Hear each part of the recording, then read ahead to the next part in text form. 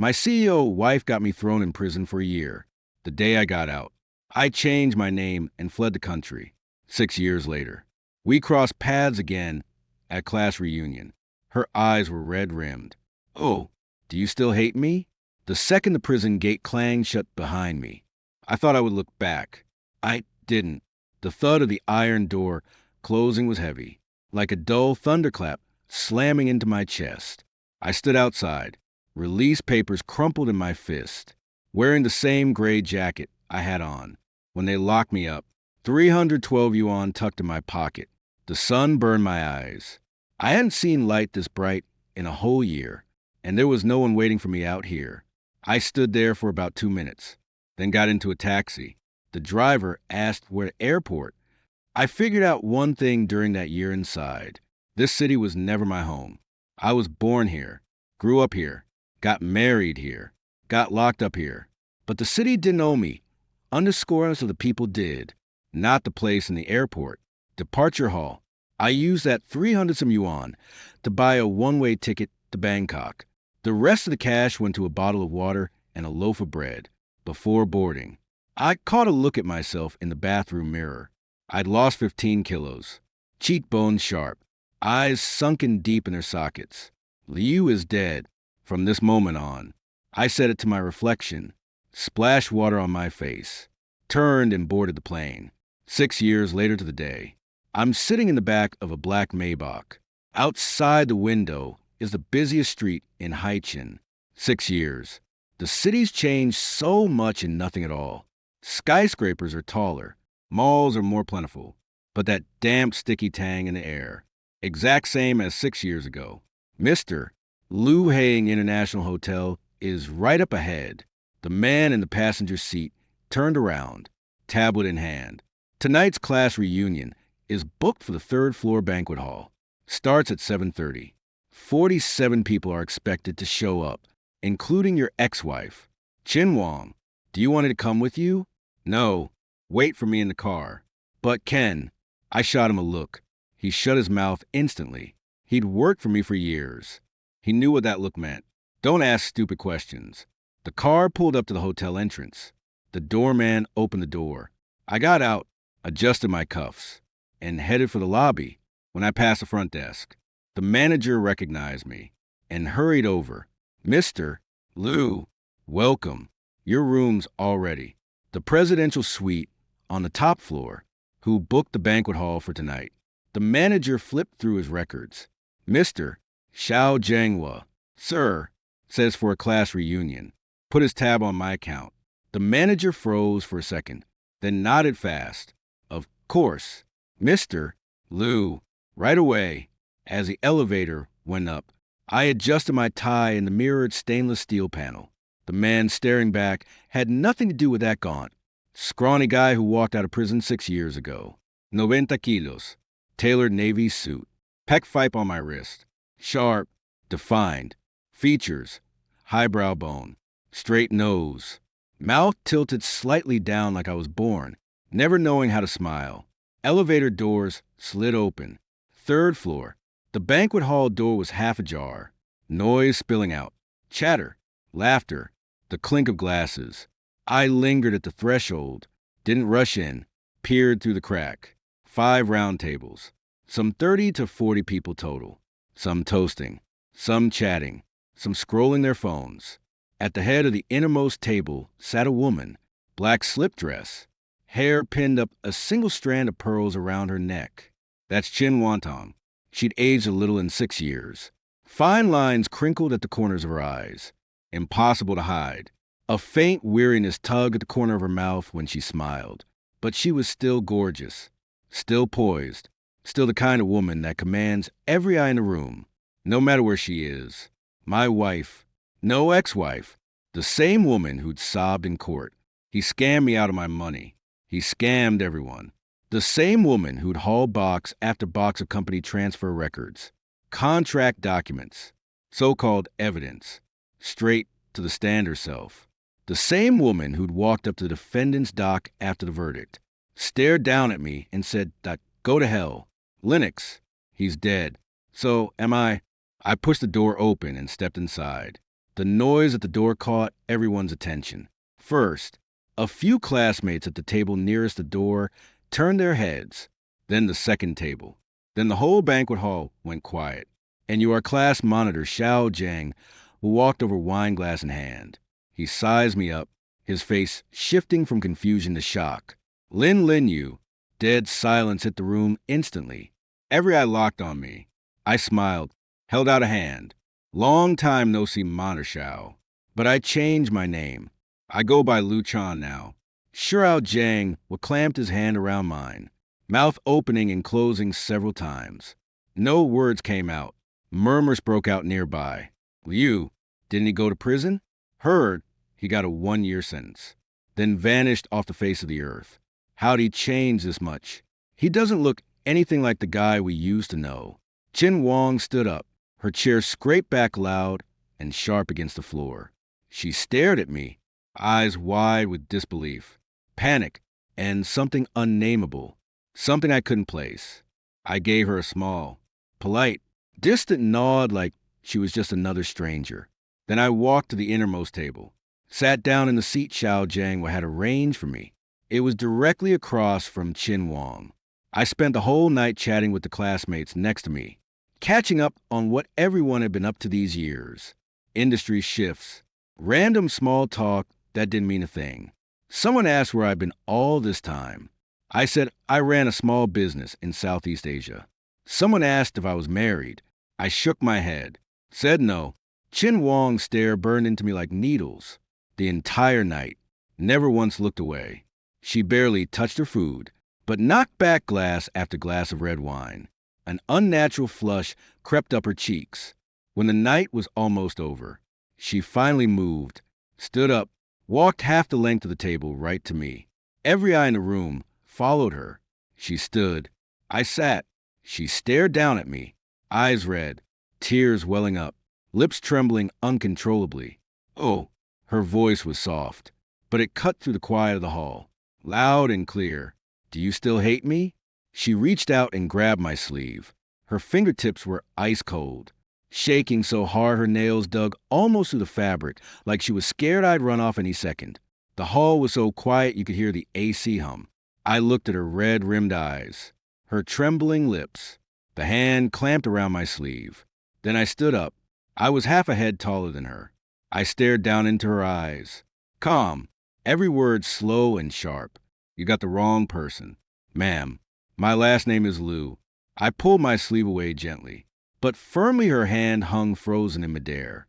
The tears finally fell, rolling down her cheeks and hitting the tablecloth, blooming into small dark splotches. She opened her mouth like she wanted to say something, but only a single hoarse broken sound came out in the banquet hall. Some gasped, some whispered, some held up their phones to film. Xiao Jiang was stood off to the side, holding a wine glass, his face unreadable, words stuck in his throat. I grabbed a napkin from the table, folded it neatly, and set it down. I scanned the room, my voice low but sharp and clear. Hey, everyone. Good seeing you all today. I've got something to take care of, so I'm heading out first. I'll treat everyone to a proper catch-up real soon. On me. Nobody said a word. I turned and walked toward the door. A shrill, tear-choked, half-hysterical voice cut through the silence behind me. Liu, stop. You are Liu. Why are you pretending you don't know me? I didn't break stride. I reached the door, pushed it open, and stepped out. The door clicked shut behind me, locking her sobs inside. The hallway was long, carpeted in, dark red crystal wall sconces lining the walls. I walked down it, stepped steady, breathing even. Ken stepped out of the stairwell and fell in behind me. Mr. Liu, your car is waiting at the entrance. Head back to the hotel. The elevator doors slid open. I stepped inside. Ken stood behind me, words hovering on the tip of his tongue. Spit it out. That woman back there. She's Qin Wang. H. She looked pretty broken up. I said nothing. The elevator hit the top floor. Door slid open. I stepped out, walked to the suite door, swiped my key card, and pushed in through the floor to ceiling windows. Haiqing's night view spread out below. A million lights glowed like a sea of stars. I stood by the window, staring at the city I'd lived in for over 20 years. And suddenly that night 7 years ago, flashback, Chin Wong had looked at me the exact same way then, red-rimmed eyes and all. But she hadn't asked, "Are you still mad at me?" She'd said, "Linu, how could you do this? How could you scam my dad out his money? How could you betray me?" I told her I didn't do it. She didn't believe me, chose to believe someone else. The doorbell rang. I frowned and walked to the door, peered through the peephole. Chin Wong was standing in the hallway, leaning against the wall, half her hair falling loose, makeup running, clutching a phone in her hand like a crumpled piece of paper ready to blow away in the wind. She'd found my room. I stood behind the door, didn't open it. Her phone rang. She picked up, voice rough. "I know he's on the top floor. I'm not leaving. I'm waiting for him to come out." She hung up, slid down the wall to sit on the hallway carpet, hugged her knees, and buried her face in them, shoulders shaking uncontrollably. I turned and walked back to window. Ken stood in the living room, glancing first at the door, then at me, said nothing. After a long silence, I spoke. "Ken, drop the night group files on my desk tomorrow morning." Got outside the window. The city's lights winked out one by one. It was late. The hallway outside went quiet for about 20 minutes. I didn't open the door, but I could hear her ragged, broken sobs through the wood. Every now and then, a passing guest would stop and ask, concerned, "Ma'am, are you okay?" Kim would cut in politely every time. "Nothing to see here. Please move along." Chin Wong didn't leave. She just sat there on the hallway carpet, leaning against the wall, looking like she had nowhere to go. I stood by the window, staring at the city lights, the cigarette between my fingers, still unlit. I quit smoking 7 years ago, in prison, not for my health. I just couldn't afford it. 1:20 a.m. The sharp click of high heels echoed down the hallway, fast, sharp, thrumming with barely contained rage. Then Chin Wong's voice. "Xiang, what are you doing here?" A man's deep voice cut in sharp with accusation. "You're sitting outside another man's hotel room. Chin Wong, have you lost your damn mind?" Zhao Shihang, my college classmate, Chin Wanang's current husband, and the key witness in that commercial fraud case 7 years ago. The shouting outside got louder. Zhao Xiang called her a disgrace, screamed that she was embarrassing him. Chin Wanong sobbed as she tried to explain, said she just wanted to see him.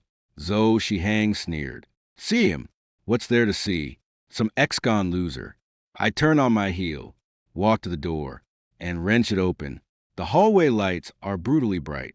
Zhao Shihang is in a dark gray overcoat, hair slicked back so shiny it could slip, face twisted with that condescending holier-than-thou sneer. His fingers are clamped around Chin Wong's arm, knuckles white from how hard he's squeezing. Zhao freezes when he sees me yank the door open. Then a mocking smirk tugs at the corner of his mouth. Still getting rained on. "Wait, what am I supposed to call you now?" "Lu Chun." He rasps his eyes up and down me, gaze locking on the watch on my wrist. His pupils constrict for a split second, then the sneers right back. "Look at you all dressed up like a proper little gentleman. Must be eating real good in prison. Huh?" Chin Wong yanks her arm free and stands up, eyes red-rimmed as she stares at me, lips moving, but no sound coming out. I lean against the doorframe, eyes fixed on Joe, not saying a word. "What? You don't recognize me?" Zhao steps half a foot closer, voice dropping to a low snarl. "Lu, I was the one who got you locked up. I stole your company. I married your wife. You can dress as fancy as you want. You're still nothing but a stray dog to me." Chin yanks his sleeve. "Xiang, stop. Shut the hell up." Joe throws her hand off and glares at me. "You showed up to the class reunion tonight just to see her regret it, right? You got your show. You happy?" "Yeah, she regrets it. So what? She's still my wife. Lee Group is still mine. You, Linu, you're nobody." The hallway goes dead, quiet for a few seconds. I look him dead in the eye. All I see is smugness, contempt, and a tiny hidden flicker of panic. He's testing me, wants to see me snap, lose my cool. Prove I'm still the same Lou. He could walk all over 7 years ago. I smile, not a bitter smile, not a cold sneer, just a calm, almost pitying little smile. Mister, Zhao, I say it, you done running your mouth. He blinks. Stunned, I turn and walk back into the suite, pick up my phone from the coffee table, and dial a number. Mister, Ma, this is Lu Chun. I need a favor. A fawning voice glares from the speaker. Mister, Lou, name it, anything. I was at the class reunion in your third-floor ballroom. Now I'm in the penthouse suite. There's some guy yelling in the hallway, disrupting my rest. Who? I'll handle it right now. No need for that yet. I just wanted to ask. Was this hotel acquired by an offshore company from Southeast Asia last year? That's right. Mister, Lou, you're the actual controlling shareholder of that company, which makes you the owner of this hotel. Sole shareholder. Great. Then come up here. Will you have a chat with my friend out here? I hang up and look over at Joe. His face has gone pale. Not scared, just stunned, disbelieving. He's staring at my phone like he's trying to figure out if that call was all a show. Chin Wong is frozen, too, eyes flicking between me and Zhao. The grief on her face slowly melting into confusion. 5 minutes later, Mr. M shows up. He's a chubby guy in his 50s in pajamas under a trench coat, huffing and puffing like he just ran a marathon. The hotel manager and 2 security guards are right on his heels. Mr. Lil Mabos repeatedly the second he steps through the door. I'm so sorry. So sorry you had to deal with this nonsense. I point at Joe. This is Mr. Joe, escort him out. Please also add him to the hotel blacklist effective immediately.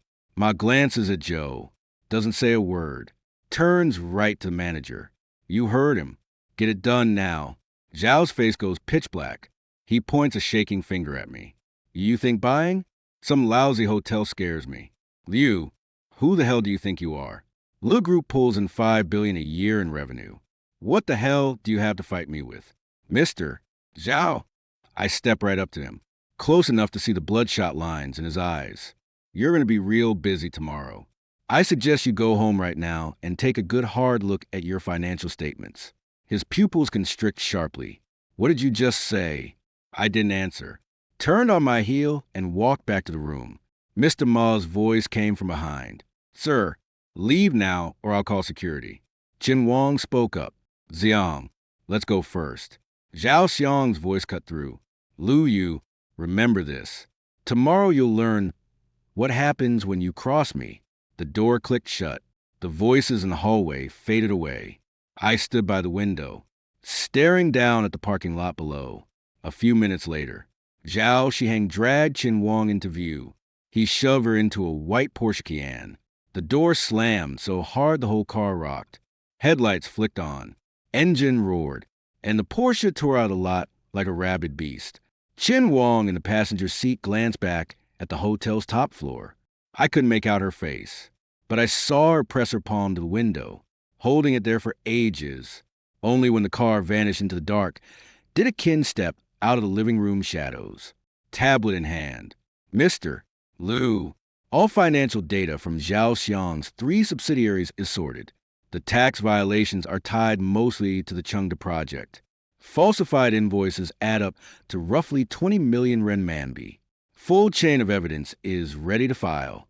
We can hand it over to the Economic Investigation Squad first thing tomorrow. He paused, swiped the tablet to the next page. Also, Knight Group has a board meeting tomorrow to discuss Southeast Asia expansion plans. Zhao Xiang will pitch a partnership with Taiwan Group. A tiny smirk tugged at the corner of his mouth. That company's yours, right? I nodded, said nothing.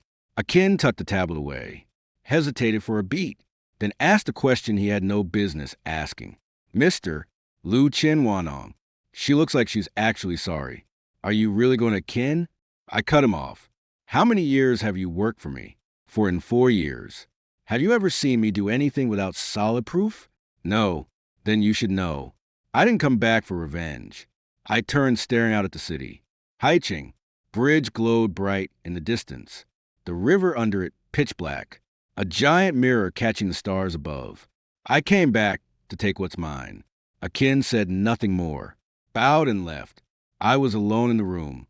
I walked to the bathroom, turned on the faucet, scooped cold water, and splashed it on my face. The man in the mirror had cold eyes, a cold face. Even his breath carried a chill. Only I knew my fingers were shaking, not from fear, from the image of Chin Wong sitting on the hallway floor, not from heartache, from a sudden memory of 7 years ago, her sitting just like that in the courthouse hallway, knees pulled to her chest, face buried. Back then, I thought she was crying, that she regretted it. I found out later she was waiting for a call, waiting for Zhao Shihang to tell her it was done. It was done. I went to prison. They got married. I walked out of the bathroom, picked up my phone, opened a chat with an unsaved number, sent a text, proceed as planned tomorrow. The reply came almost instantly. Got it, boss. I turned off the phone, lay on the bed, and closed my eyes. What popped into my head wasn't the courthouse from 7 years ago, wasn't the iron bars of the prison, wasn't Chin Wong's tear-streaked face. It was my father's back. The last time he'd stood in front of me, he'd been standing at the company entrance, glanced back at me, said, "Dado, Dad believes in you." The next day he was gone, died instantly in a car crash. Everyone said it was an accident. I didn't buy it. He'd driven that road for 20 years, knew how sharp the turns were, which hours had heavy traffic. When it slowed down, there's no way that crash happened, not unless someone tampered with his car. That morning, a document found in his car later became the key evidence Chin Wong used to charge me in court. I stared at the ceiling, eyes wide open. 7 years ago, I thought I'd only lost a marriage, a company, and 1 year my freedom. 7 years later, I finally learned the loss was way bigger than that. But it's fine. Everything they took from me, I'm getting every last bit back. Dawn was breaking outside the window. At 9 a.m. the next day, officers from the Economic Investigation Unit picked up Zhao Xiang. Akin broke the news to me. He walked into the suite, holding a coffee, face impassive, but excitement blazed bright in his eyes. The East City branch's accounts are frozen. Zhao Xiang was taken in for questioning, and he still hasn't come out. I took the coffee and sipped it. Black, no sugar, scalding hot. Where's Chin? Wantong at Night Group headquarters. They were supposed to hold a board meeting today, but it got postponed after Zhao Xiang got taken in. Akin paused. She called you 17 times. I sat down the coffee cup and picked up my phone. 17 missed calls, all from Chin Wong, plus 12 text messages. I didn't open any. Deleted them straight away. Mr. Lu Night Group's already launched an investigation into Zhao Shihang's case. They suspect someone's pulling strings behind the scenes, and you're their top suspect. Let them one more thing. Akin flipped open his tablet. The reps from Thailand's Hua Group are already here.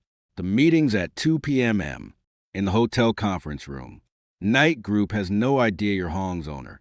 They sent a team to negotiate cooperation, led by their vice president, Chin Wanong. I glanced up at Akin. She'd volunteered for this. Akin added that she'd apparently asked for the assignment to avoid the Zhao Shihong fallout and to see me alone. I said nothing, stood up and walked to the window. The sun blazed outside, glaring off the glass facade of the office building across the street, throwing off sharp, blinding white light.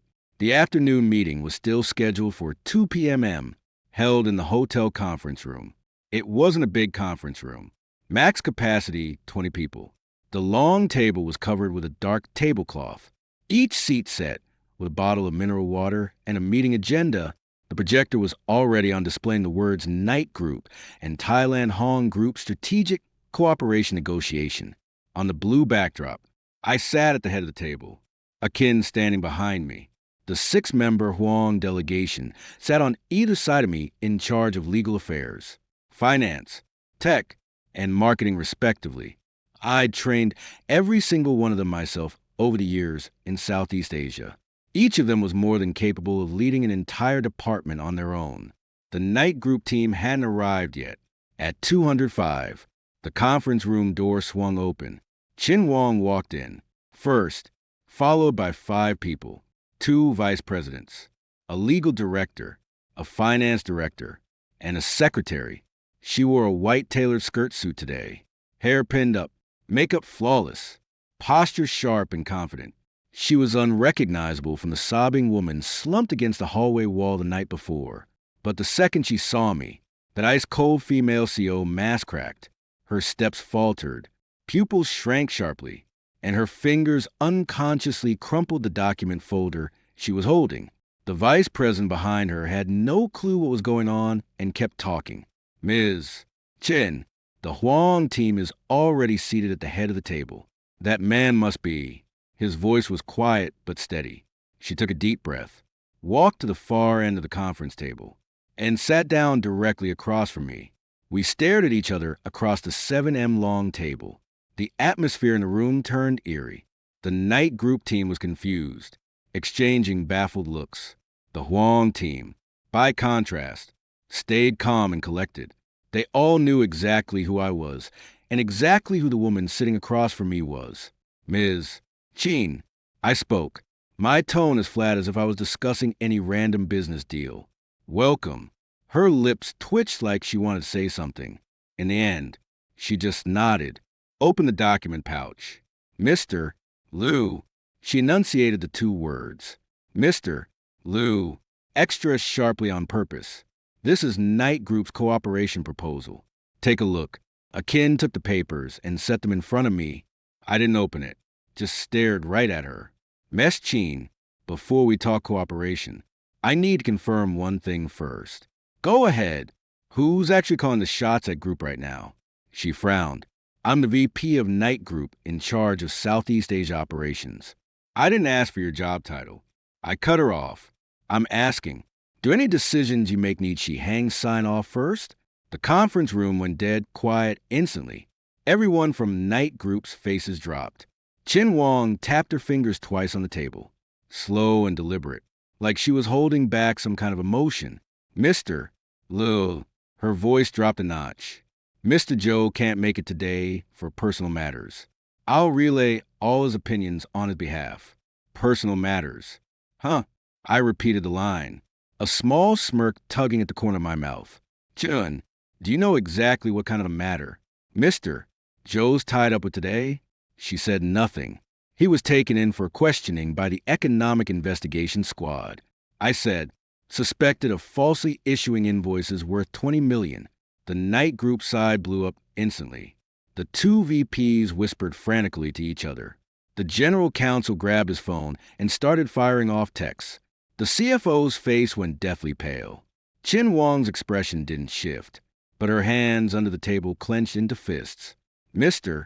Liu, her voice was tight. This is Night Group's internal business. You don't need to concern yourself with it. Why would I care? I smiled. I'm just not comfortable negotiating a $10 billion level deal with a VP. What if this VP gets taken in for questioning 2 one day? Who's going to follow up on the project? I stood up, leaned forward slightly with both hands braced on the table. Ms. Chen, I didn't come here to talk cooperation today. I came to inform you. I've already signed the Southeast Asia project over to another company. Nights out. The conference room was dead silent. Chen Wang's face flushed red, then drained. White again. She shot to her feet, so hard her chair scraped back and slammed into the wall with a loud crash. Liu, she yelled out the name I used 7 years ago, loud enough for everyone in the room to hear. You came back just for this, didn't you? Her voice shook, her eyes reining. You came back just to get revenge on me on the Chun family, didn't you? I stared at her, saying nothing. What happened 7 years ago? I can explain. It wasn't me, Ms. Chin. I cut her off. My voice wasn't loud, but every word hit the table like a nail. I don't want to talk about what happened 7 years ago here, but if you insist on bringing it up, I pulled a document out of the pouch and slammed it down on the table with a sharp crack. See for yourself. I pushed the document in front of Chen Wang. The first page was a bank transfer record, clear as day, dated 7 years ago. Sender account Chin Huan, receiver account Zhao Shihang. Amount $5 million. Memo line read, Legal fees. Chin Wong stared at the record, the color draining from her face little by little. Your father, Chin Hua Yuan. I spoke slowly. Transferred 5 million to Zhao Xiong 1 month before the trial of the case where I was accused. Officially, it's legal fees, but in reality, shut up. Chin Wanong slammed her palm on the table, tears finally spilling down her cheeks. My dad isn't like that. He's not. Then tell me what kind of person is he? Chin Wong opened her mouth, but not a single word came out. The conference room door was suddenly slammed open. Zhao Shihang burst inside. His hair was a mess. Tai asked you, eyes bloodshot like he just sprinted all the way there from somewhere. He charged straight at me, his knuckles white from clenching his fists so hard. Linu, you set me up. You're the one who gave those materials to Jean January. Chin Wong instinctively stepped in front of me to shield me, but I stopped her with a look. I stood up face to face with Theo Xiang. Mister, Zhao Du, you have proof. I don't need proof. I know it was you. What do you want from me? Then a flicker of madness crossed Shihang's eyes. He suddenly swung a fist straight for my face. I didn't dodge, but the fist stopped 2 centimeters from the tip of my nose. He didn't pull back. Someone had locked his wrist tight from behind. It was my bodyguard, a dong, who grabbed him. 6 feet 4 inches and 242 pounds ex-special forces.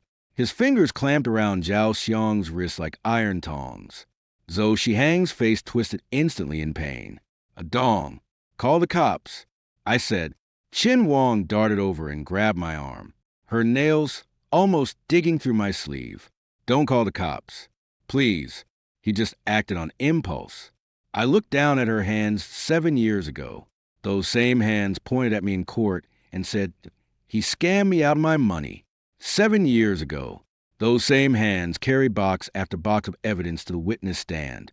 7 years ago, those same hands never once tried to pull me up. Now they're clinging to me for dear life. I pulled my arm away gently and stared straight into her eyes. Chinwan, do you remember what you said when I knelt down, begging you in court 7 years ago? Tears streamed down her face harder, her voice shaking. I said, Lin Yu, go to hell.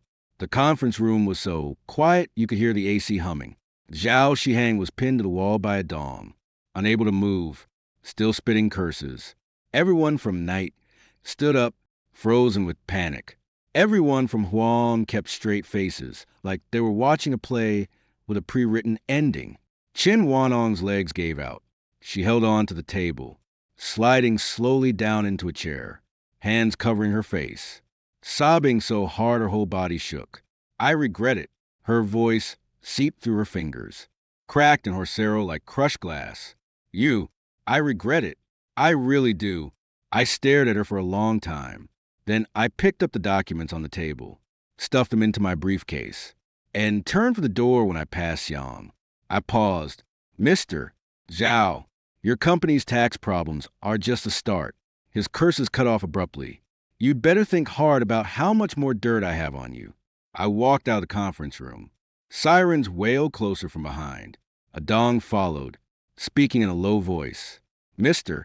Liu, the Economic Crime Unit is here. Tell them to follow standard procedure. The elevator doors opened. I stepped inside. The second before the doors slid shut, a heart-shing scream came from the end of the hallway. Lin Wu, the elevator doors closed. The floor number ticked from 3 to 1. A soft ding. Doors slid open again. The lobby was bustling with people. No one paid me any mind. I walked out of the hotel entrance. The sun was blinding. I squinted. A dong had already let go of Zhao Shihang and followed me to the car. Mr. Liu, head back to the hotel. West side of the city. West side. A dong blinked in confusion. What's out there? A person. I said. Someone I should have met 7 years ago. West Side Hing Old Cemetery. The car stopped at the gate. I told a dong to wait in the car and walked in alone. The cemetery was small, perched halfway up the hill, facing the mountain ranges to the west. The afternoon sun hit my back, stretching my shadow long across rows of tombstones, like some silent greeting. I walked for about 5 minutes, then stopped in front of a tombstone. The photo on the stone was a middle-aged man, thick eyebrows, big eyes, the corner of his mouth lifted slightly like he was smiling. His eyes looked forward at the camera and at me standing here 7 years later. Lin Jingbang, my father. The inscription read, Lin Jingbang, born 1963, died 2016, tomb of beloved father Lin Jingbang. The signature was unfilled daughter Lin Wan. That was Qin Wan Tang's former name. She changed her name after marrying Zhao Xiang, even changed her surname. But on this tombstone, she used Lin Wan because she had erected this tombstone after I was sent to prison. Ironic, isn't it? She's the one who got me thrown in jail. Yet here she is, putting up a tombstone for my father. I crouched down, pulled a handkerchief from my pocket, and carefully wiped the dust off the tombstone. On the stone platform in front of the grave lay a bunch of long-wilted flowers. Judging by how dried out they were, they'd been left there a month prior. Dad, I'm back. The man on the tombstone stared back at me, silent. 7 years ago, when you had your accident, I was locked up in a detention center. I couldn't even make it to your funeral. Qin Wang said that you went quick. No pain. I don't know if she was lying, but I choose to believe it. Wind swept over from the other side of the mountain, rustling the pines and cypresses in the cemetery. Dad, the company you left me got swallowed by Chihua. The bank took the house. None of that stuff's left. But there's one thing they couldn't take. I pulled a tiny black USB drive from my pocket. A sticker on it read, "Evidence" in bold. The morning of your accident, there was a file in your car. Qin Wang said it was proof of commercial fraud, a forged contract I made, that I'd stolen money from the company. But I know that file wasn't mine. It was yours. The proof you dug up on Chihuahua's money laundering. The man on the tombstone stayed silent. The morning you died, you were supposed to go to the prosecutor's office. You never made it. You crashed on this road. Died on impact. Everyone called it an accident. I know it wasn't. 3 days before it happened, Chi Huan called you. He said, Lin Jingbang. You better think this through. Digging into some stuff does no one any good. I stood up, gripping the USB drive tight in my fist. Dad, the case you spent 3 years digging into, I'll finish it for you. The people you couldn't lock up, I'll put them behind bars for you. The things you couldn't get back, I'll take them all back for you. I stood there for a long time until the sun dipped from directly overhead to the western mountain ridge. The light shifted from bright white to golden, then faded from gold to tangerine red. My phone rang. It was a Ken. Mr. Lu Qin Wang is here. I turned to look at the cemetery gate. A black Audi was parked there. The door opened. Qin Wang stepped out. She'd taken off her suit jacket, only wearing a white button-down. Sleeves rolled up to her elbows. Her hair was down from its bun, falling over her shoulders. She spotted my car, then spotted me halfway up the hill, and started walking toward me. Her high heels clicked on the stone path, sharp and steady, each beat like a slow heartbeat. She stopped when she was about 10 feet away from me. I knew you'd be here. Her voice was like she'd been crying for hours. How do you track me down? Your car. Haiqing's tiny. The name Lu Qin might be new, but your car is impossible to miss. I looked her over. No makeup, eyes puffy and red, lips chapped. Looked like she just bolted from some messy situation. Her shirt was creased. There was a little dust on her skirt. Zhao Xiang, I asked, released on bail. Her voice was soft. His lawyer's handling the paperwork, but he can't leave. High changing. His phone has to be on 24/7. He has to show up for summons whenever they call. You think he's the only one behind the fake invoice scam? Qin Wang lifted her head, looked me right in the eye. I know he's not. She paused. But the Chi family's legal team will fix all of it. You think they'll actually let him walk? I don't know. Her voice was shaking. I'm not here to talk about Zhou Shihang. She took a deep breath. I need to ask you one thing. What is it? What do you really want? The wind picked up again, tangling in her hair and covering half her face. She didn't brush it away, just stared at me, waiting for my answer. I held her gaze for a long time. Qin Wang, do you remember 7 years ago? You asked me if I'd gone near my dad's car the morning his accident happened. Her face dropped. I said, no. You called me a liar. Said someone had seen me in the parking lot. Now I'm asking you, who was that person? Chin Wang's lips started trembling. It was Zhao Xiang, wasn't it? My voice was calm, but every word cut like a knife. He told you he saw me get into my dad's car. He said that I planted that document. He said, I only married you to scam your family out of money. Chin Wantong, have you ever thought about this? If I really wanted to scam your family's money, why would I marry you? Wouldn't partnering directly with your dad be easier? If I really forged that contract, why use my own name? Wouldn't a random shell company be safer if I really stole company funds? Why did I stay at the office after everything blew up instead of running? Did you ever stop to think about any of this? Tears rolled down Chin Wanong's face. I did. Her voice was so soft, barely audible. When did you realize it? 3 months after you went inside. She squatted down in front of her father's tombstone, hands covering her face. After you went inside, 3 months in. I came to visit you. They said you refused to see me. I didn't believe it. So I came every week. Got the same answer every single time. I found out later it wasn't that you didn't want to see me. Someone had pulled strings to block my visits. I had no idea who it was until 6 months in when I ran into someone outside the prison gates who... Chin Wang lifted her head, the tear tracks on her face glinting in the sunset. Old Lou, your dad's former driver. My stomach dropped. What did he say? Chin Wang's voice shook. He said that document was prepared by your dad himself. He also said your dad had been investigating something for 3 whole years before the accident. All the evidence was saved on a USB drive, and that drive was with you. She stared at me and I stared back. You? She stood up and took a step towards me. Do you have that USB drive? I didn't answer. Do you have it? She asked again, louder this time. I do. Then why didn't you turn it in earlier? If you did, you wouldn't have gone to jail. My dad would have known the truth. We wouldn't have.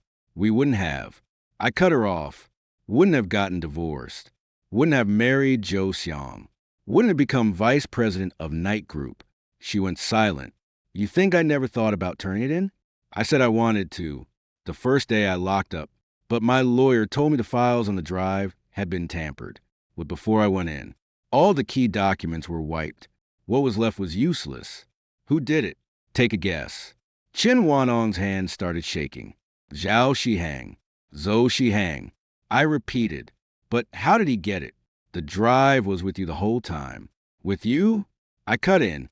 Chin Wang, you handed that USB drive to Zhao Xiang yourself. All the color drained from her face instantly. Do you remember the night before the accident? You came to see me. Said you wanted to look through my dad's belongings to keep one as a memento. I gave you that USB drive. Told you it had some of my dad's work files on it. Asked you to pick if there was anything you wanted to keep. The next day the drive was gone. You said you accidentally lost it.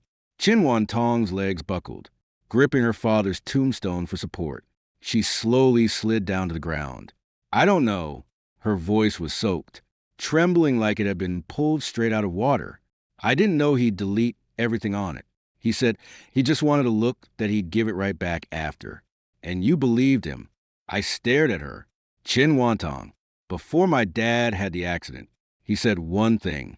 This daughter-in-law is scarier than Chin Huayu and himself. Her whole body jolted violently. He saw right through you. I said that you're not evil. You're just stupid. And that stupidity way worse than evil. The sun dipped below the mountains. Light in the cemetery faded fast. A kin honked the car horn in the distance. A reminder it was time to leave. I turned and headed for the cemetery gates. I hadn't taken more than a few steps when Chin Wang's voice drifted from behind me soft and faint as a falling leaf. Oh, if I said the biggest regret of my life was coming to you for that USB drive that night, would you believe me? I didn't turn around. I believe you, but you don't regret taking the USB. You regret that your life didn't get better after you took it. If Zhao Xiang had treated you right after that, if Night Group had thrived, would you regret it? No. You're not sorry you did the wrong thing. You're sorry it didn't work out the way you wanted. That's not remorse. That's bitterness. As I stepped out the cemetery gates, the sound of Chin Wong's crying hit me from behind, not quiet sniffling, but full-on wailing like a kid who'd lost everything. The last of the western sun stretched her shadow so long it fell across her father's tombstone, looking like a person kneeling in confession. But I didn't look back. Some wrong turns you can fix. Some people you lose. There's no going back from that. Once I got in the car, Akin handed me a bottle of water. "Mister, Lou, you doing okay?" "I'm fine." I twisted off the cap and took a sip. Akin, set up a meeting for me with someone. Chin Huan. Akin froze for a beat. "You want to meet Chin Huan?" "He's the one who asked to meet me." I said he scheduled it for 3 days from now at his private club. Says he wants to cut a deal. "What kind of deal?" 1 billion yuan to make me back off. I smiled, setting the water bottle aside. "Tell him I'll be there, and I'll bring exactly what he's after." The car started and pulled out of the cemetery. In the rear view mirror, Chin Wong was still crouched in front of her father's tombstone. Her shadow grew smaller, fainter until it vanished entirely into the dusk 3 days later. Suburbs of high-changing Chin Huan's private club. The club sits halfway up Phoenix Mountain, covers 5 acres, and is built in traditional Chinese garden style. 200-year-old go trees flank the entrance, their dense foliage blocking out the sun. From the outside, it looks like an unassuming private residence. Step inside and the luxury is beyond anything you could imagine. Full set of mahogany furniture, walls inlaid with gold thread nano, with relief carvings, floors paved with imported marble, every single slab handpicked. The club is not open to the public. It's reserved exclusively for Chin Huan's personal use to host family, friends, and business partners. I'm here today, but not as a friend. Akin pulled up to the club entrance. I got out and adjusted my suit. A middle-aged man in a black Chinese tunic suit stood by the door, face impassive, eyes sharp, clearly a career bodyguard. "Mr. Liu, Chairman Chin is waiting for you inside. Please follow me." We stepped through a moon gate, follow a cobblestone path, pass a rockery and a man-made lake, and finally stop in front of a tea room surrounded by floor-to-ceiling windows on all sides. The bodyguard pushes the door open and steps aside. "Chairman Chin, Mr. Liu is here." A man sits in the tea room. Chin Huan, 67, founder and chairman of Knight Group. He's wearing a dark blue tang suit, his gray hair combed perfectly in place. The wrinkles on his face look carved with a knife, but his eyes are still sharp. The kind of sharpness you only get after decades of brutal fights in the business world. Muddy, but shrewd, shrewd, but cold, a set of purple clay. Tea where sits on the coffee table in front of him, tea scent curling up into the air. A faint, relaxing aroma fills the entire tea room. He lifts his head to look at me, a faint smile tugging at the corner of his mouth. It's a lukewarm, perfectly measured smile like a seasoned hunter, sizing up prey that's fallen right into his trap. "Sit." I sit down across from him. The bodyguard retreats, the door clicking shut behind him. We're the only two left in the tea room. It's so quiet you can hear the water bubbling in the teapot. Chin Huayuan pours 2 cups of tea, shoves one across the table to me, and lifts the other to his own lips. He blows on it gently, then takes a small sip. "Liu Chun." He repeats the name slowly like he's savoring the taste of it. Vice President of the Southeast Asian Chinese Chamber of Commerce. De facto controller of Wafong Group.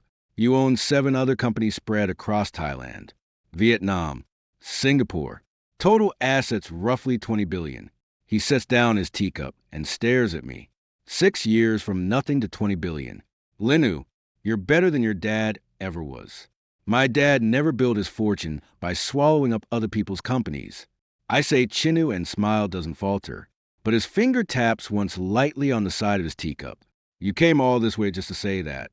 "No, I say you invited me here." "That's right, I invited you here." Chin Hua Yuan leans back in his chair, fingers laced over his stomach, as relaxed as if he's chatting with an old friend. "Lin Yu, I don't like beating around the bush. I called you here today to talk a deal." "What kind of deal?"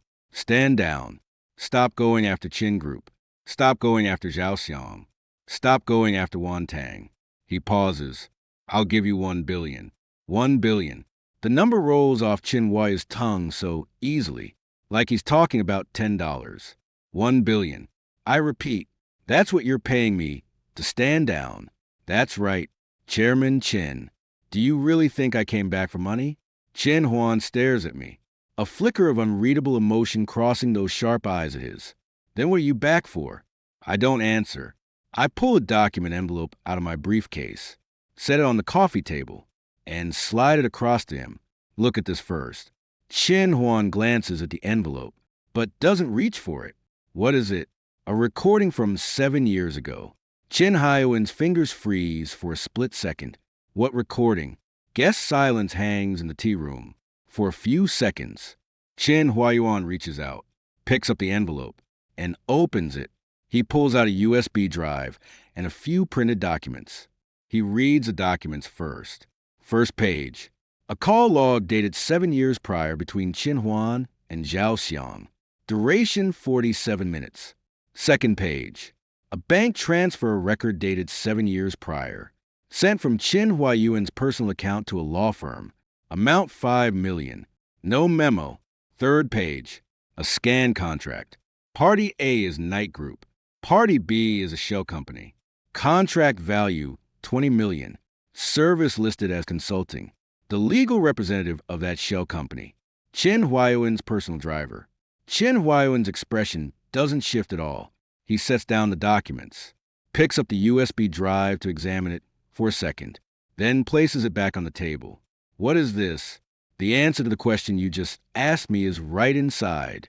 Qin Huan was silent for a few seconds, then picked up the USB drive and plugged it into the audio system.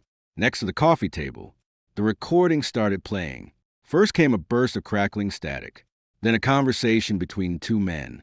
One was Qin Huayuan, his voice old and steady, carrying unassailable authority. The other was Zhao Shihang, young, Yuzhong, and clawingly obsequious. The recording was crystal clear, every word cut as sharp as a blade. Qin Huayuan's voice. You're sure you put that document in Lin Yongbang's car? Zhao Xiang's voice dead sure. I place it myself. That dumbass Lin, you still has no clue what's going on. Qin Huayuan's voice. What about Wang? Zhao Shihen's voice. She already bought it. I told her Linu forged contracts to embezzle company funds, and all the proof is in that document. She said she'll testify in court. Qin Huayuan's voice. Good. Once Lin Jiangbang is dead and Lin Yu's locked up, the Lin family's company is ours. Pull this off and I'll make it worth your while. Zhou Xiang's voice. Thank you, Chairman Qin. What about Wang Qin? Huan's voice. Wang will marry you. That's part of the deal. The recording paused for a beat. Then Qin Huayuan's voice came through again. One last line. Lin Jingbang investigated me for 3 years. He never would have guessed his own son would take the fall for him in the end. The recording cut off. The tea room went so quiet you could hear a heartbeat. Qin Huayuan sat frozen in his chair, hands still resting on the coffee table. But his fingers had stopped tapping. His face remained expressionless. But one tiny detail gave him away. While the recording played, his pupils constricted, not dilated. Constricted. That wasn't a fear response. That was a sign of unbridled rage. Where did you get this? His voice was so low it sounded like it was being ground out of his throat. From Zhao Shihang's phone.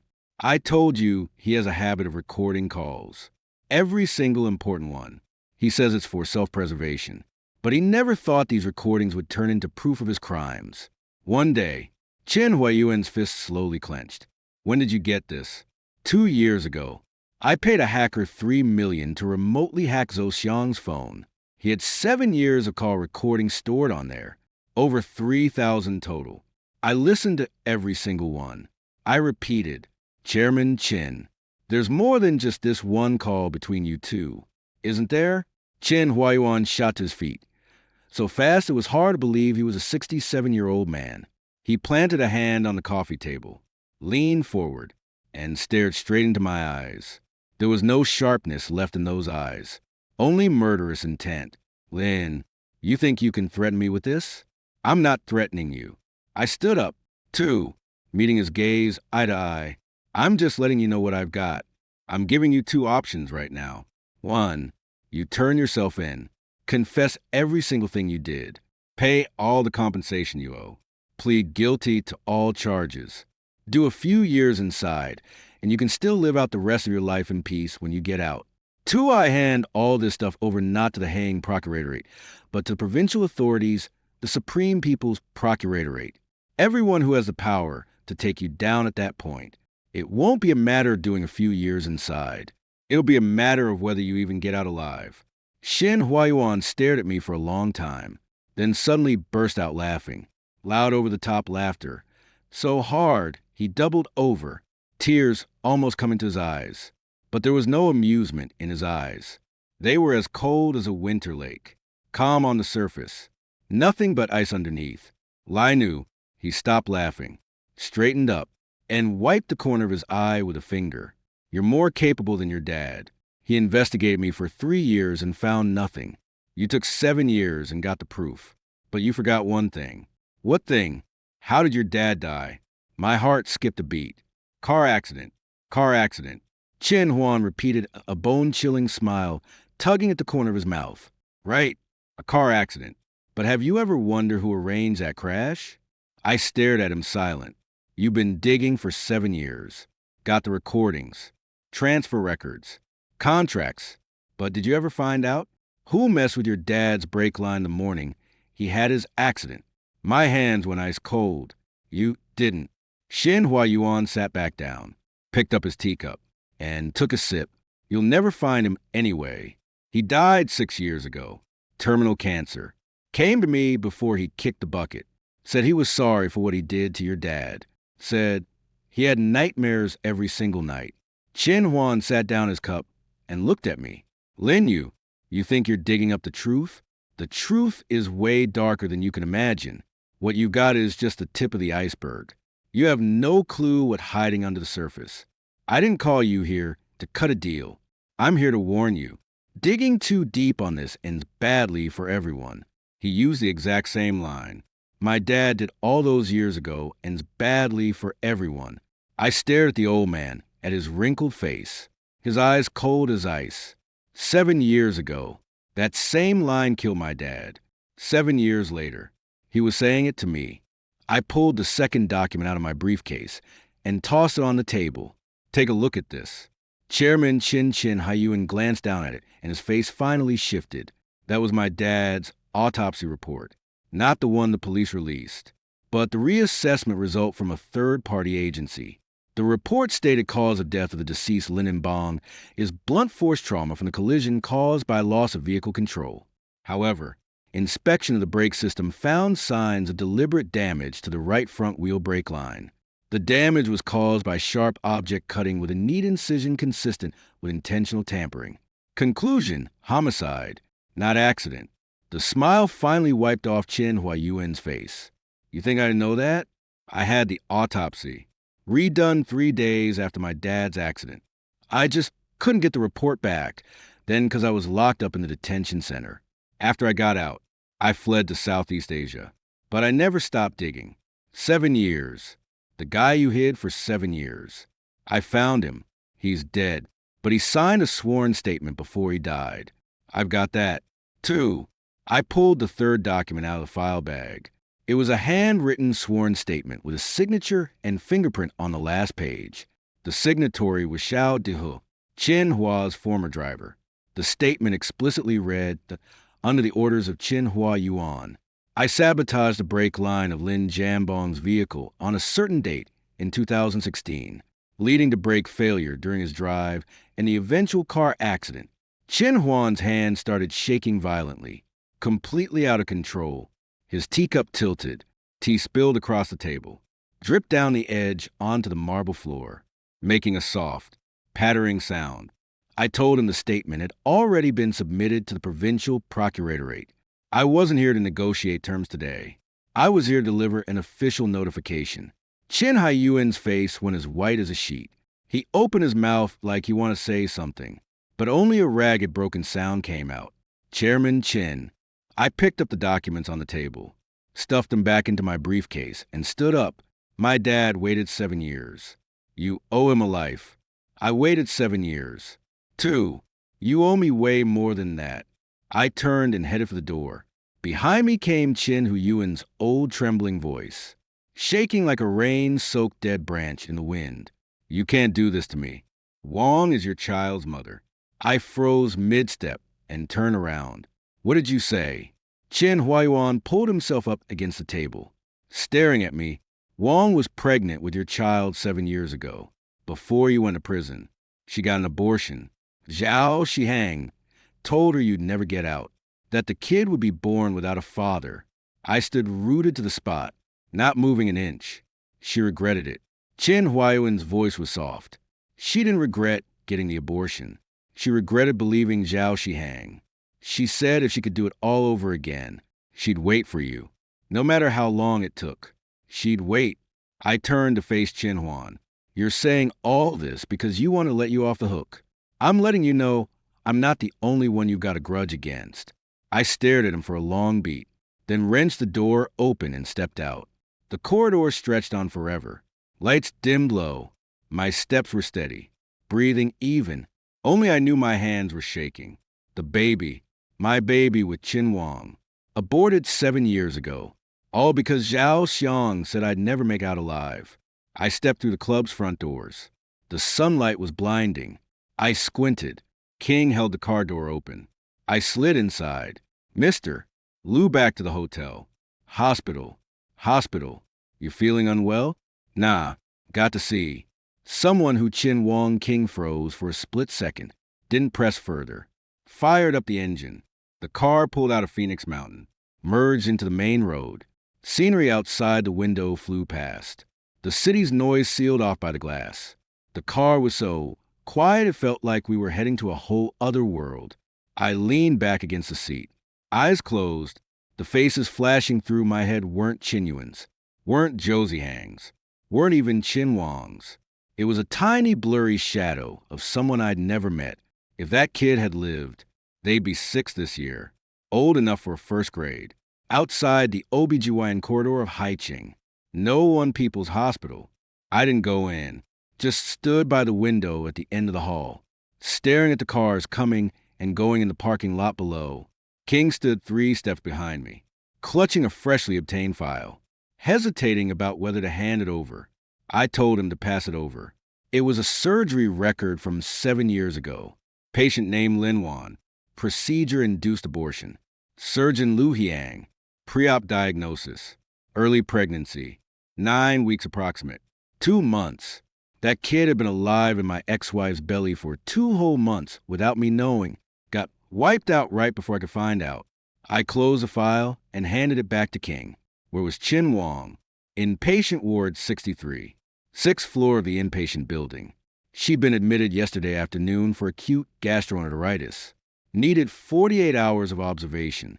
Zhao Shihang was out on bail and couldn't leave high changing. But he could come to the hospital. Nurses said he showed up once yesterday. Stayed less than 20 minutes. Then left. They'd fought. Zhao Xiang slammed the door on his way out. I said nothing. Turned and headed for the inpatient building. The elevator climbed. I watched the floor numbers tick up one by one. 1, 2, 3, 4, 5, 6. The door slid open. The corridor reeked of disinfectant. White walls. White lights. White bed sheets. Everything was so bright it hurt. The door toward 603 was closed. I stood outside, glanced into the glass panel on the door. Chin Wang lay on the hospital bed, wearing the blue and white striped patient gown. Hair split across the pillow. Her face was pale, lips completely colorless, eyes closed. I couldn't tell if she was asleep or awake. A bouquet of flowers sat on the bedside table, already wilted. Petal edges were curled and yellow, like it had been left there for days with no one to tend to it. I pushed the door open and walked in. My footsteps sounded extra loud. In the dead, quiet ward, her eyelids fluttered, then slowly opened. The second she saw me, a dozen emotions flashed across her eyes. Shock, disbelief, and something unnameable. Half hope, half despair. You. Her voice was soft. hoarse as sandpaper scraping against glass. I sat down on the chair by the bed, looked at her. How did you know I was here? She struggled to sit up. I reached out and pressed her shoulder down. Stay down. She lay back, eyes locked on me the whole time like she was scared. I'd vanished the next second. Chin Wong, I said, I've got a few questions for you. She nodded. First question. Why didn't you tell me you were pregnant 7 years ago? Her body went rigid all at once. Eyes blown wide, pupils pinpricked, lips trembling. She fisted the sheet so hard her knuckles widened like she was going to tear it to shreds. You, how did you find out? Answer the question. She closed her eyes. Tears slipped from the corners, tracked down her cheeks, and pulled in her ears because Xiang said, her voice shook, you got locked up minimum 3 years. You'd have nothing when you get out. How are you supposed to raise a kid? He said that if the kid stayed with me, people would talk, say his dad's a criminal. You believed him. She opened her eyes and looked at me, red veins crawling all over her. Skara, I didn't know who to trust. Back then, everyone said you scammed the money, forged a contract, that you were a fraud. My parents said that. Zhao Shihen said that. The company's lawyer said that too. I was alone. Who was I supposed to trust? You could have trusted me. I said that I have a clear conscience. She cried harder. Second question. I said, was getting the abortion your call? Or did Shihang make you do it? Her lips moved, but no sound came out. Chin Wong, I want the truth. Her voice was so quiet it was almost inaudible. He took me to the hospital. Said it was already booked. The doctor said the surgery was quick. No pain, said once it's done, everything's behind us. We could start over. He took you there. When you signed the surgery consent form, did you ever stop to think this kid was mine? 2? She didn't answer, just cried. I stared at her for a long time. Third question. My voice was dead calm. If I told you your dad admitted it himself, 7 years ago, he found evidence my dad was laundering money. So, he had someone tamper with my dad's car. Would you believe me? Chin Wan Tong sobs cut off. Abruptly, she stared at me wide-eyed, her expression shifting from grief to terror, then from terror to total breakdown. What did you say? Your dad's dire driver. Sure, Daichu signed a sworn statement before this. He admitted your dad ordered him to cut the brake line on my dad's car. My dad didn't die in a car crash. He was murdered. That's impossible. Chin Wong shot upright. The foreline jerked. The needle slipped out of the back of her hand. Beads of blood seeped out, dotted the white sheets like tiny red blossoms. She didn't even feel the pain. Fixed her gaze on me. The red in her eyes even worse now. My dad would never do that. He'd never kill anyone. You're lying. You're lying to me. I'm not lying. I pulled my phone out of my pocket, opened a scanned document, and handed it to her. This is Xiao Dihus' sworn statement. See for yourself. She took the phone, stared at the screen, fingers trembling. Her eyes scanned the lines of text one by one, the color draining from her face bit by bit until she was as pale as a sheet of paper. No, that's impossible. Her voice sounded waterlogged, like she just pulled out of a lake. My dad wouldn't. He wouldn't do that. He would. I said, he'd do anything to swallow up my family's company, including murder. Chin Wong threw phone on the bed like it burned her. She hugged her shoulders, sitting up against the headboard, shaking all over like a cornered animal. What do you want from me? Telling me all this? Her voice was so small. It was almost a mumble to herself. I don't want anything from you. I stood up. I'm just letting you know the truth. The truth is your dad's a murderer. Your ex-husband's an accomplice. You sent me to prison with your own hands, and you aborted my kid. The war went quiet outside the window. Birds chirped. Wind rustled through leaves, and distant construction machinery rumbled. All the sounds felt muffled, as if separated from the ward by a thick sheet of glass. Chin Wong hung her head, shoulders shaking, but made no sound. She wasn't crying anymore, or rather, she had no tears left to cry. I turned and headed for the door. Oh, her voice came from behind, soft and eerily calm.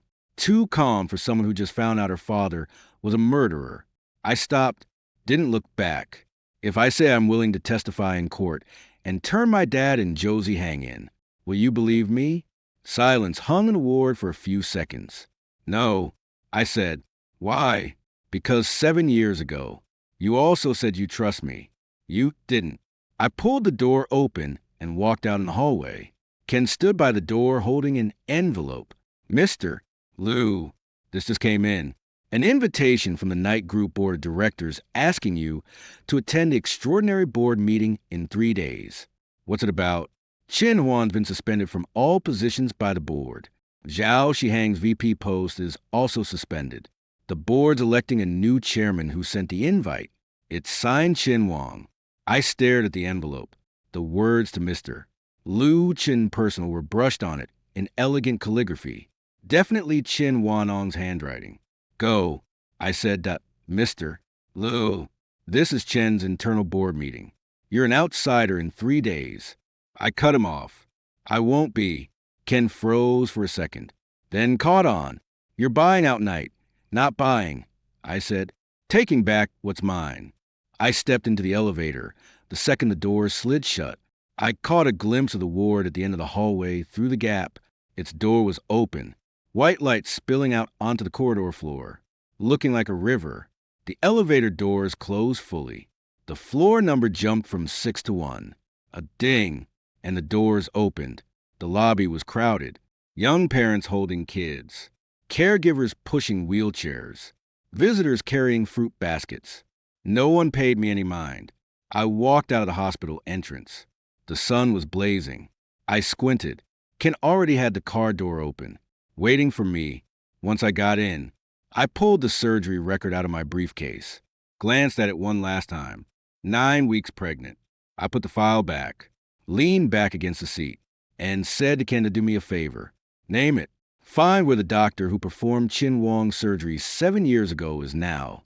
Ken glanced at me through the rear view mirror. Didn't ask why. Nodded. Got it. The car pulled out of the hospital, merged into the main road. Scenery outside flew past. The city's noise was shut out by the windows. I closed my eyes. A tiny blurry figure popped into my head. 6 years old. If it was a boy, he'd be in 1st grade.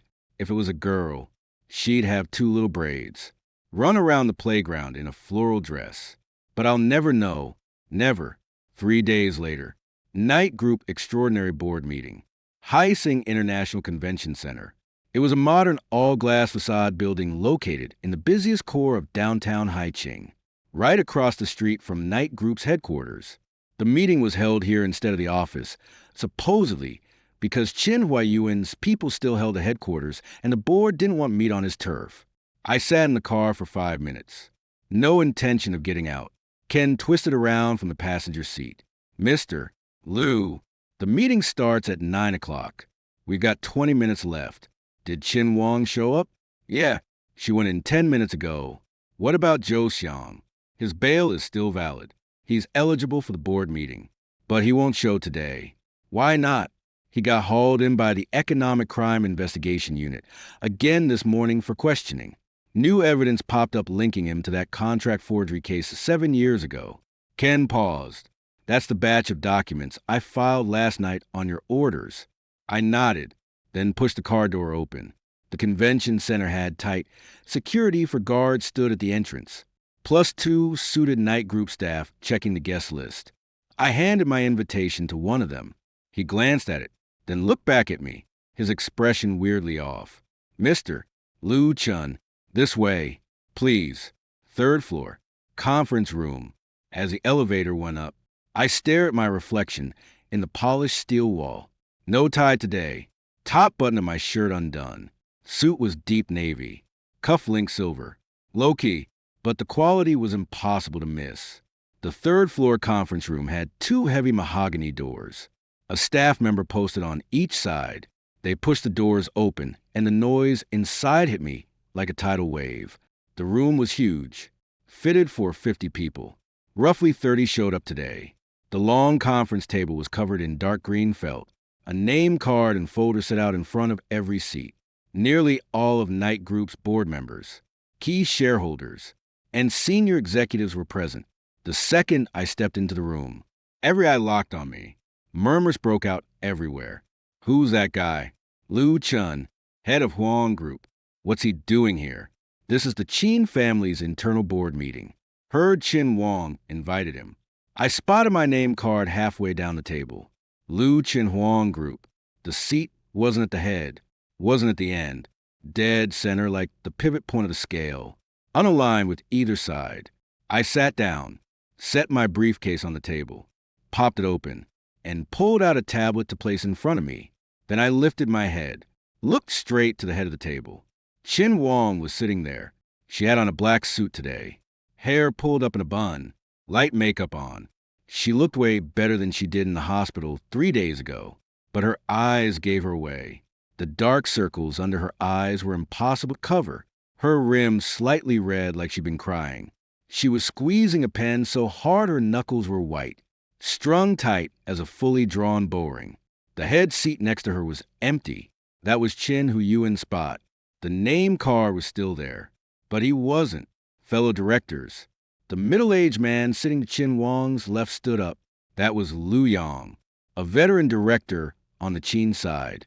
We called this extraordinary board meeting for one single agenda item: elect a new chairman. The room went dead silent instantly. Mr. Qin Huan is temporarily unable to perform his duties as chairman for personal reasons. The board has already suspended his position per the company's Articles of Association. We must elect a new chairman today to oversee daily operations. The second leg finished speaking. A portly man at the far end of the table stood up. I nominate Ms. Qin Huang for the new chairman position. Ms. Qin is Qin Huan's daughter, has worked for the Q family's operations for years, knows the business inside out, and represents a major shareholder. She's the most qualified candidate. People voiced their agreement right away. Others stayed silent, and a few whispered back and forth. I object. A growly, aged voice rang out from the corner. Every head turned. The speaker was a gray-haired old man in gold-rimmed glasses and a gray tunic suit. His face set in a stern expression that was Qin Yong, another night group veteran, and the largest individual shareholder outside the Qin family. He built the company from the ground up with Qin Huayuan over 30 years, but got sidelined by Qin 3 years ago over clashing business philosophies. I don't deny MS Qin Huanong's capabilities. Qin Huayong stood up. His voice was low but sharp and clear. The problems Qin Group is facing right now can't be fixed with just competence. We're under investigation for tax evasion, commercial fraud, and false invoicing. We need someone who stands for a new image, a new direction for the company to clean this mess up